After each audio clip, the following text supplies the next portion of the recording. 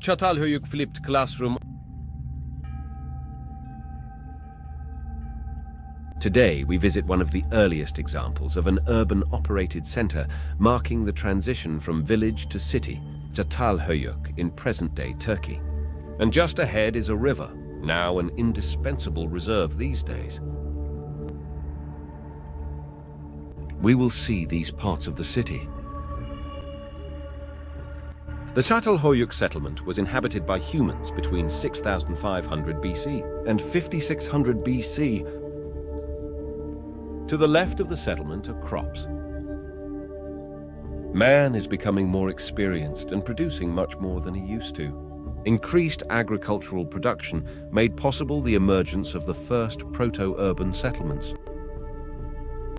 Cultivation techniques involve increasingly complex forms of irrigation, and settlements are built closer and closer to rivers, which make the land very fertile and productive. Humans are beginning to notice the benefits of nature.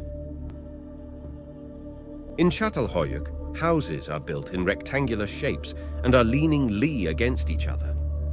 In this way, lighting and responsiveness are ensured. For the same reasons, houses are built on different height levels. What did we see? River-cultivated fields, houses. The shape of the settlement is compact, and look closely. There are no roads, probably catalogue. It has this conformation for defensive purposes. It is good to be more careful than ever these days. The inhabitants move above the houses, and to get from one area to another, they use ladders placed between the houses, which are accessed either through wooden doors or through openings placed above the houses. Here is one of Çatalhöyük's inner courtyards.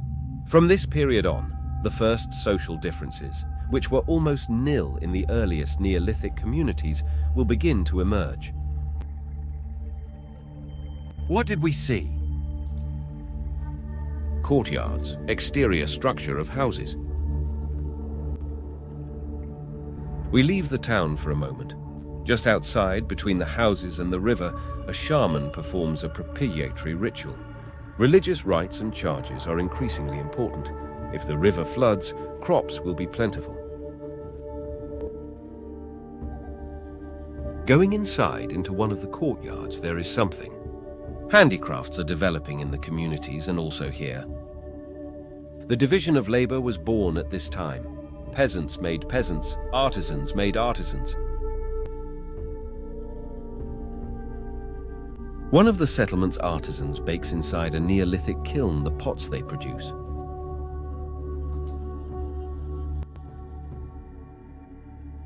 What did we see? Sacred and megalithic stones, lathe and kiln. Further on, another interior space has been used as a warehouse. Here, residents store surplus food of fruits and grains, that is, the amount of food that is not consumed. Finally, the abundance of production allows for a generous grain reserve and the dawn in the first forms of trade, which will initially manifest itself in barter, namely, you give a thing to me, I give a thing to you. What did we see? Surplus warehouse. Well, now we enter a house of Çatalhöyük.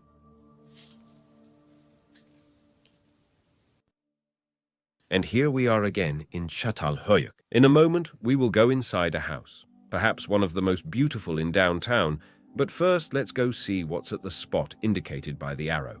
I will take that ladder you see and go down to the courtyard indicated. We will see these parts of the city indicated by the red arrows. Livestock farms are well developed, and residents take advantage of backyards that provide greater protection for domestic animals. Sheep wait at the auspicious time to graze with the shepherds, who enlist the help of dogs to watch over the livestock. These two brothers have just traded a frame for a large basket of cereal, sure that now going down the stairs will not be easy. And here is the other end of the settlement. As you can see, the stairs secure the entrance to the city for the inhabitants. In the absence of roads, without them, one could not enter Çatalhöyük. Well, it is time to enter a home to discover many other aspects of this ancient community. What did we see? Courtyards, exterior structure of houses, cultivated fields, river houses, bakery lathes, surplus storage, megalithic sacred stones, farms, houses. And here we are finally inside a Çatalhöyük house. Upon entering, the host shows us a painting. The work depicts the city overlooked nearby by a large volcano. And here is another pictorial representation. Scenes of hunting and daily life are a main subject of the inhabitants' paintings. Spears are placed next to the door. They may be needed in case of danger.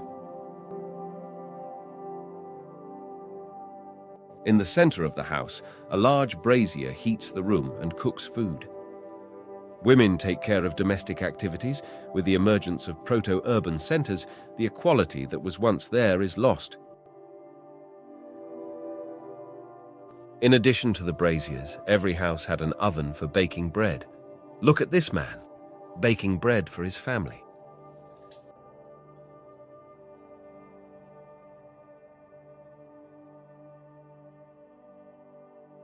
Going upstairs, there are beds, more paintings depicting daily life, and a loom for weaving robes.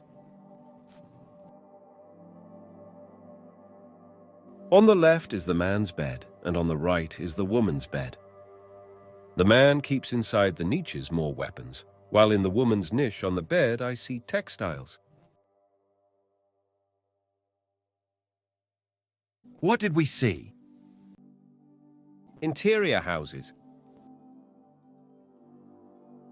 I see another megalithic stone used for religious rites in the same courtyard as the craftsman. As the centuries passed, shamans would become priests and the leaders of kings. In some cases, the latter will concentrate the two figures, with attached all powers and functions on them. Çatalhöyük human presence will continue until 5600 BC. The road to the formation of Mesopotamian and Egyptian civilizations is still a long one, but settlements such as this one sowed the seeds of the birth of the peoples and cultures of antiquity.